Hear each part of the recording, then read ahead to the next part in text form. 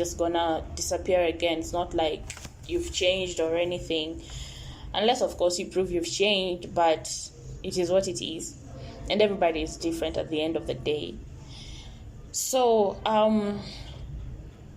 the other thing I decided to do to make myself better was go back into things I love doing.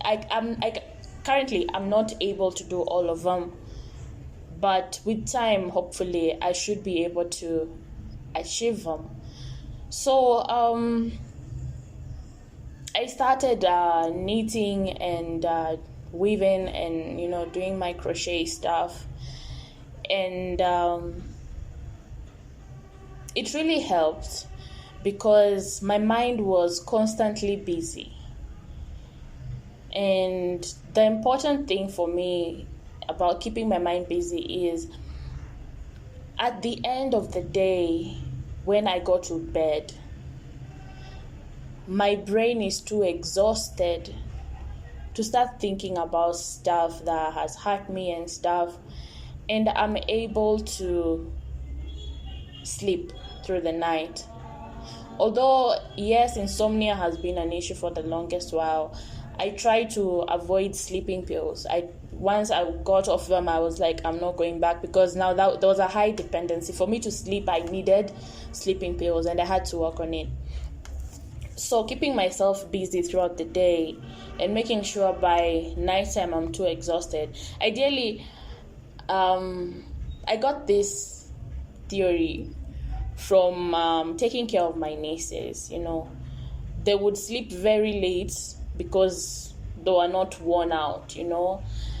So most times during the day, you try to keep them busy, run around, do this and that, so that by the time it's 7 p.m., these kids just want to eat and sleep, And that was it. So I told myself, I'm going to get my brain tired, do whatever it is I need to do, keep myself busy. And then at the end of the day, I can try and get some sleep. So, gradually, I told myself I wanted to be off the bipolar meds because that's not me.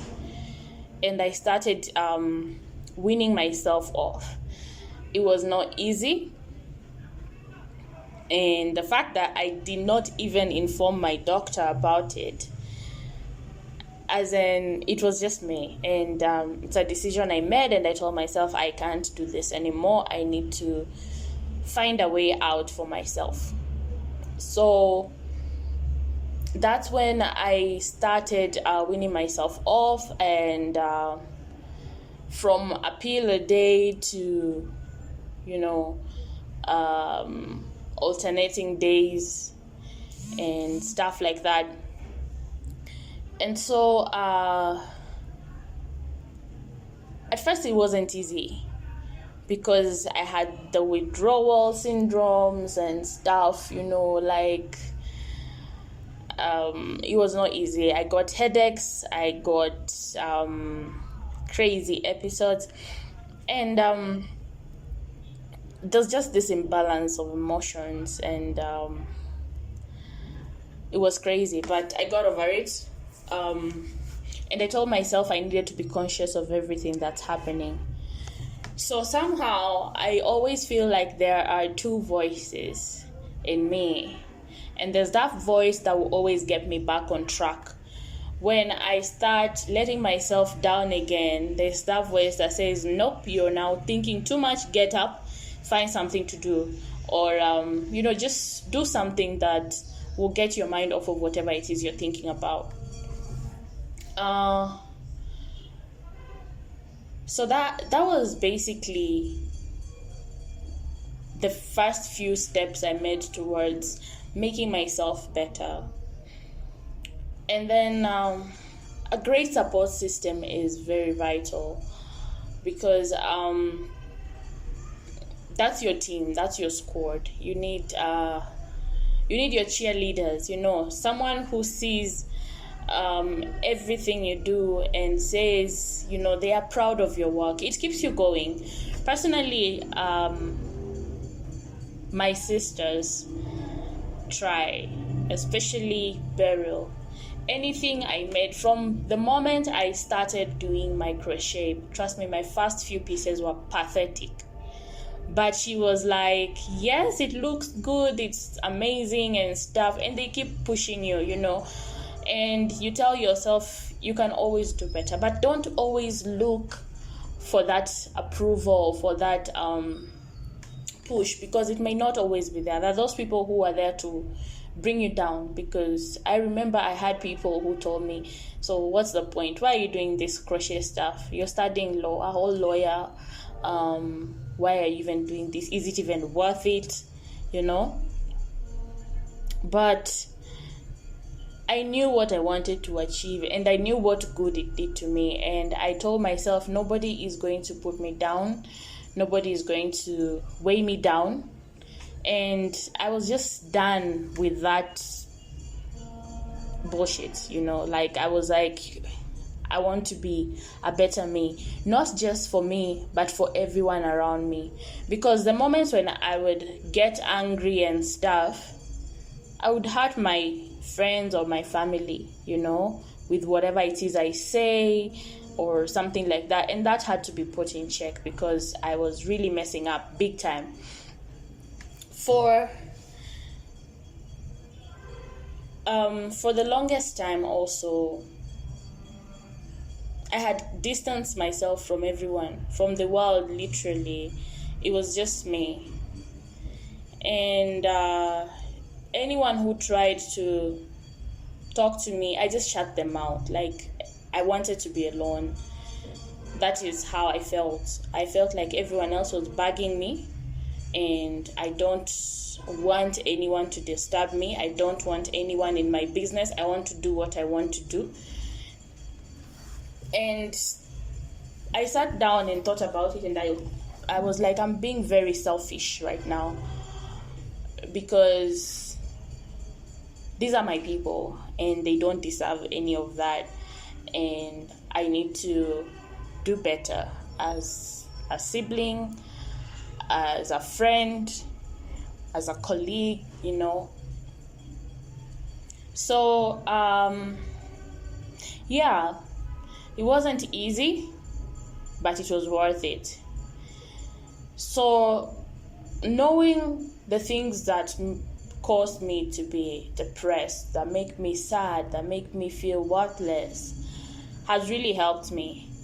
And also trying to solve some of those things that were the initial cause of everything, from accepting whatever it is you cannot change, to solving whatever it is you can solve, and avoiding whatever it is you can avoid.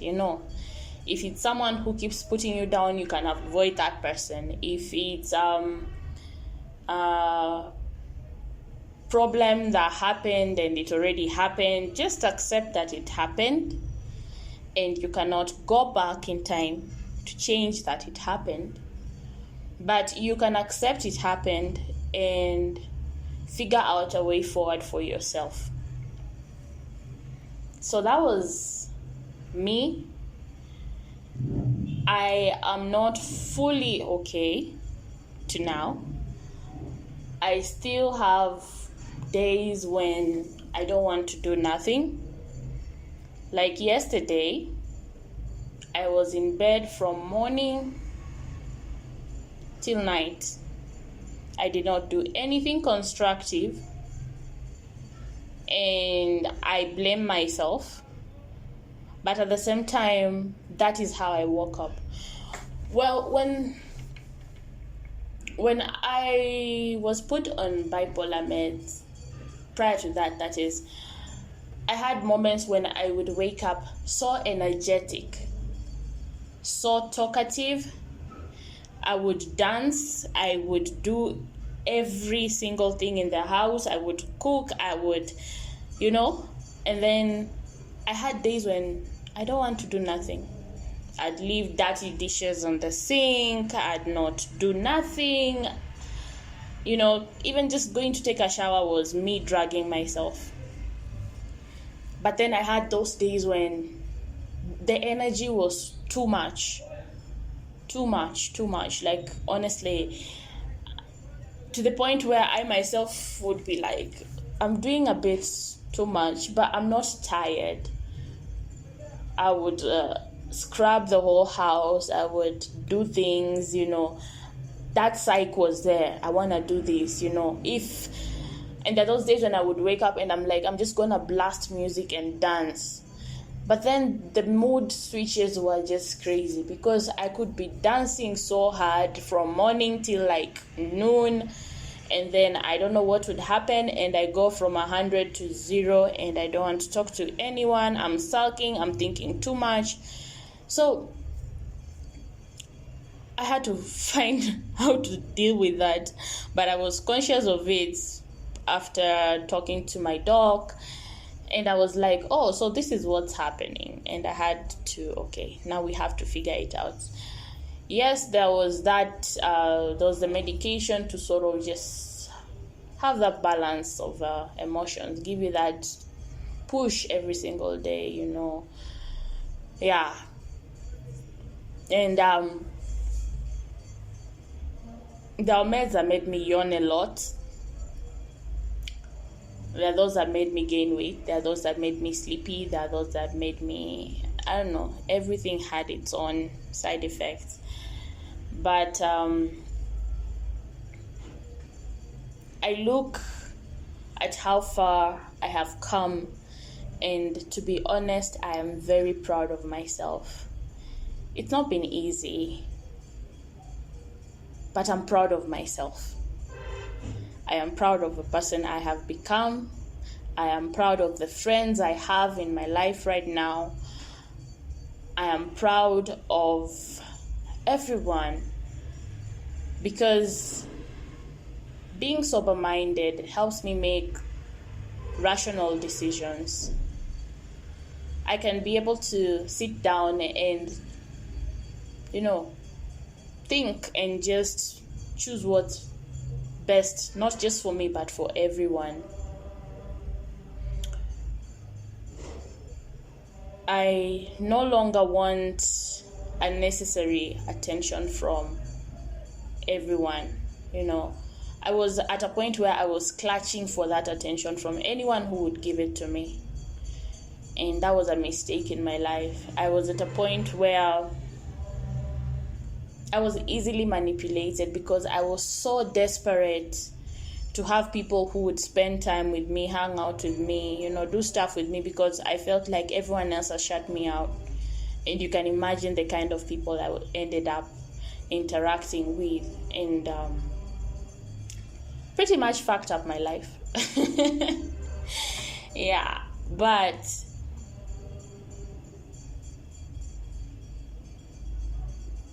I think it was worth it, because right now I'm in a position where I appreciate myself. I appreciate my journey and everyone who has walked that road with me, because it has not been easy. It has not been easy.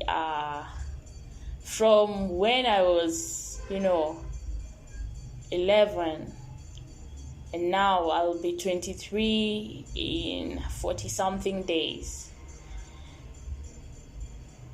I think I'm really proud of myself.